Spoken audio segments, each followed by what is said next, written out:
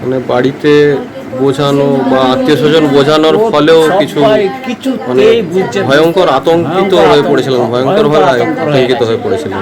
উনি সত্যিকারের বাংলাদেশ থেকেই এসছে ধরো 72 সালে এসছে, 1972 সালে এসছে। সেই থেকে রয়েছে, আমরা সবাই বোঝাচ্ছি যে না এখনকার এইসব মানে বাতিল করবে না, নিয়ে যাবে না। আরে নিয়ে গেলে 72 সালে এসছেন মানে ওনার তো কোনো ভয়ের কোনো কারণ নেই। উনি আমরা বোঝাচ্ছি আতঙ্কটা এত বছর এসেছেন, তাহলে কেন নিয়ে যাবে না? আমরা বাংলাদেশ থেকে এসেছি, মানে এত আতঙ্ক হয়ে গেছে, মানে আর ধৈর্য ধরা যাচ্ছে না। কালকে রাত্রিতে একসঙ্গে খেয়েছে, দিয়েছে, শুয়েছে, ওকে বলেছে যে যাও তুমি ওই ঘরে শোবো, কেন তুমি তো পাকাতলা থাকতে পারবে না, এখন দিনকাল ভালো না, তুমি ওই ঘরে গিয়ে শো।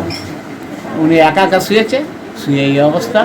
সকালবেলা যখন ডাকতে যাচ্ছে, দেখছে সারা পাচ্ছে না, তখন এই গেট ভেঙে পাড়ার লোকদের ডেকে গেট ভেঙে আমাদের খবর দিচ্ছে। আমরা সবাই ছুটে ছুটে আসি, এসে দেখি এই অবস্থা।